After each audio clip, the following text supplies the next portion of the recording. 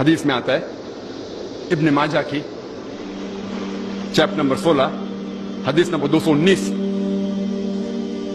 جو اللہ کے رسول کہتے ہیں یا ابو در تم اگر ایک آیت کو سمجھو گے وہ 100 رکعت نفل سے بہتر ہے. اللہ کے رسول فرماتے یا ابو در تم اگر ایک قرآن کی آیت کو سمجھو گے وہ 100 رکعت صلاح نوافل صلاح سے بہتر ہے. اور ایک رکعت میں کم از کم سورہ فاتحہ تو پڑھنا چاہیے آپ کو. کم از کم 7 آیتیں ہیں.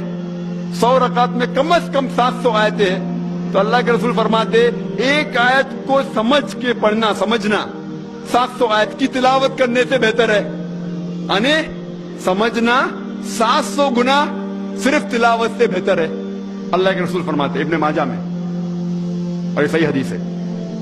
ہم لوگ سے پوچھتے ہیں قرآن شریف کیوں نازل کیا گیا تو لوگ کہتے ہیں جب اوپننگ سرمنی ہوتی نا اوپننگ سرمنی آفس کی تو قرآن شریف پڑھنے کا. جب گھر کا افتتاح ہوتے تو قرآن شریف پڑھنے کا. جب کوئی مر گیا تو قرآن خوانی کرتے. تو قرآن شریف نازل کیا گیا تھا قرآن خوانی کے لیے. اور لوگ کرتے ختم قرآن 1 2 3 ختم قرآن کے رمضان میں 3 بار 4 بار 10 بار. الحمدللہ آپ کو ثواب ملے گا انشاءاللہ ملے گا. لیکن اگر آپ رمضان میں 2 بار ختم قرآن کرتے ہیں میری یہ رائے رہے گی کہ ایک بار عربی میں پڑھو اور ایک بار ترجمہ پڑھو وہ بہتر ہے. کم از کم سمجھ میں تو آئیں گا آپ کو.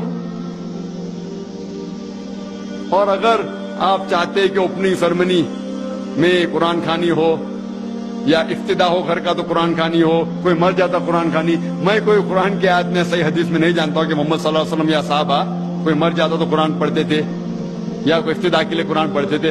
اگر آپ کو قرآن پڑھنے کا ہی ہے تو میں یہ کہتا ہوں کہ آپ قرآن اگر پڑھتے ہیں 100 مائل کی سپیڈ کے اوپر 30 لوگ کو بلاتے اور 1 گھنٹے میں ختم کرتے تو میں کہتا ہوں کہ 2 گھنٹے کے لیے بلاؤ. عربی بھی پڑھو ترجمہ بھی پڑھو. نہیں تو 30 کے بدلے 60 لوگ کو بلاؤ.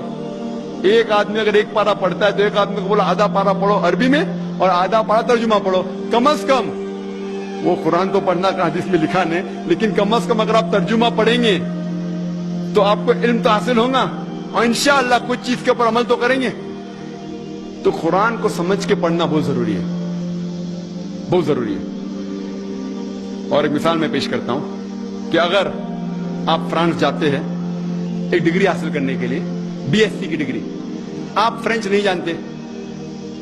آپ کلاس اٹینڈ کرتے ہیں. کلاس اٹینڈ کرتے ٹیچر استاد آپ کو پی دیتا ہے پریزنٹ.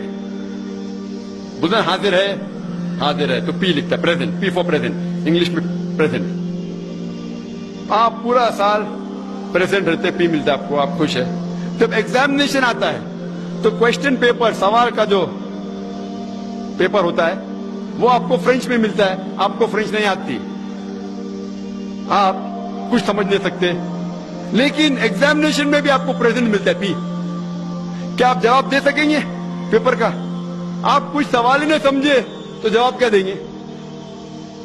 تو یہ پی جو ہے وہ پریزنٹ کے لیے پاس کے لیے نہیں. آپ ایگزامینیشن میں فیل ہو جائیں گے. تو آپ صرف قرآن شریف عربی سے پڑھیں گے آپ کو پی ملے گا لیکن وہ پی پاس کے لیے نہیں ہے پریزنٹ کے لیے موجود حاضر. ہمیں غلط فہمی ہے کہ ہم پڑھیں گے تو جنت میں جائیں گے.